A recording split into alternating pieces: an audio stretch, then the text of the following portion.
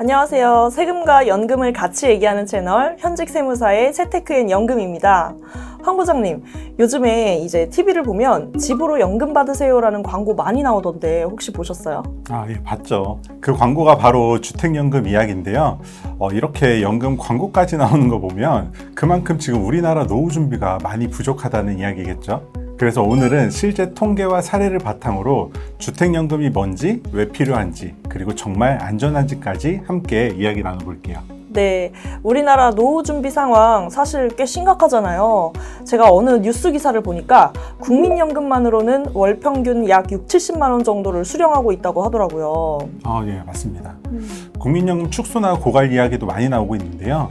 현재 기준 60에서 70만 원, 그걸로 생활이 가능할까요?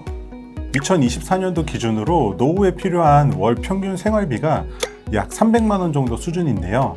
그런데 대부분 은퇴하고 나면 소득이 뚝 끊기잖아요.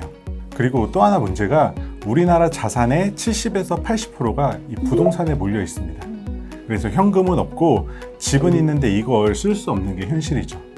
그래서 집을 활용해서 노후 자금을 마련하자라는 게 바로 이 주택연금의 핵심입니다. 네, 맞아요. 살고 있는 집에서 평생 거주를 하면서 집을 팔지 않고도 생활비를 확보할 수 있는 게 주택연금의 최대 장점인 것 같은데, 사실 이 주택연금의 구조를 정확히 말하면 한국주택금융공사에서 운영하는 영모기지론이라는 대출의 일종이라고 하더라고요.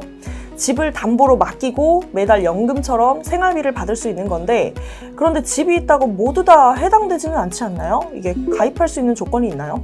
그럼요. 모든 주택에 해당되는 건 아니고요. 부부 중 한 명이 55세 이상이면 가능하고 다주택자여도 되는데 부부 합산 집값은 공시가격이 12억 원 이하까지 가입할 수 있습니다.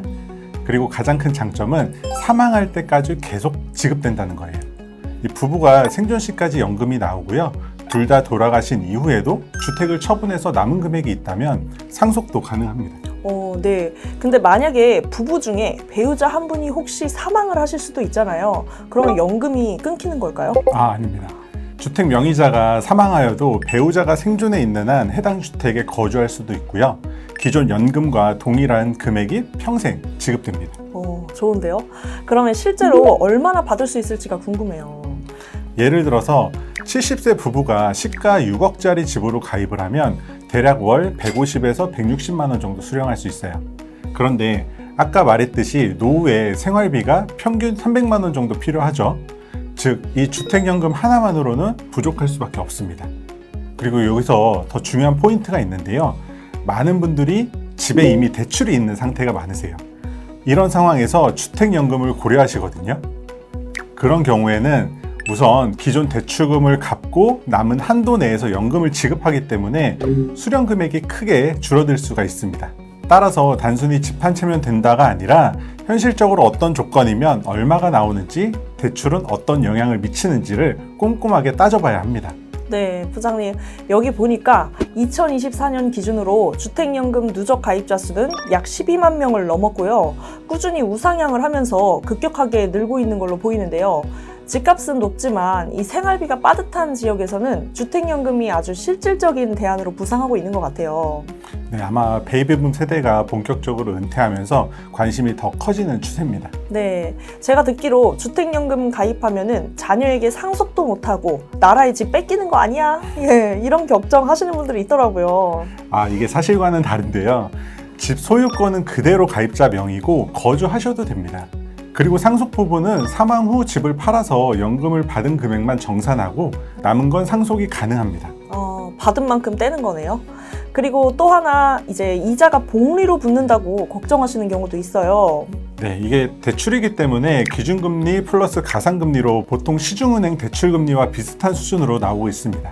그리고 집값이 오르면 실질적으로 손해가 아닐 수도 있고 살아있는 동안 연금을 받으며 안정적으로 살 수 있다는 게 더 큰 장점입니다. 네, 사망 이후보다는 사실 내가 살아있을 때 혜택을 누리는 게 더 중요하겠죠. 무엇보다도 대출이라면 사실 원금이나 이자를 갚는 스트레스도 있을 텐데 주택연금은 생전에 갚지 않아도 된다는 이 마음의 안정감도 한몫할 것 같고요. 근데 만약에 연금으로 받은 것보다 주택을 처분한 금액이 더 적으면 어떻게 되는 걸까요? 네, 이게 아까 상속도 된다고 말씀드린 것처럼 주택 처분금이 더 높으면 남은 금액이 상속이 가능하고요. 반대로 연금 수령액이 주택 처분금보다 더 높게 되어도 국가에서 부족분을 부담하기 때문에 유족분에게 빚이 남지는 않습니다. 네, 오늘 이야기를 나눠보니까 생각보다 주택연금이 잘 돼 있는 것 같다는 느낌이 드는데요. 그러면 어떤 분들이 주택연금에 좀 더 적합할까요? 네, 첫 번째는 이 소득이 끊긴 은퇴 가구, 그리고 두 번째는 자녀에게 집을 꼭 상속하지 않아도 되는 분, 그리고 세 번째는 국민연금 외에 노후소득이 부족하신 분, 그리고 네 번째 대출이 있지만 상환 계획이 명확한 분, 이런 분들은 주택연금을 진지하게 알아보실 필요가 있을 것 같습니다.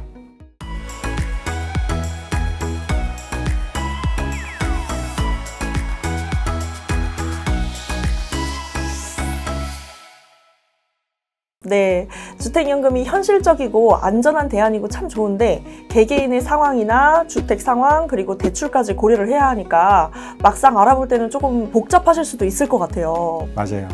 온전히 대출도 없고 하면 선택지가 많아서 어려울 게 없는데요. 현실은 그렇지가 않죠.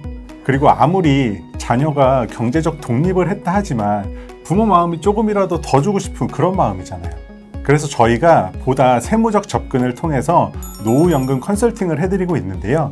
개인별 상황에 따라서 수령액이 크게 달라지고 주택연금뿐만 아니라 국민연금, 연금저축 등 이 종합적으로 분석을 해서 전략적으로 안전한 노후를 준비할 수 있게 도와드리고 있습니다. 네, 저는 만약에 컨설팅을 받는다면 그런 게 필요할 것 같아요.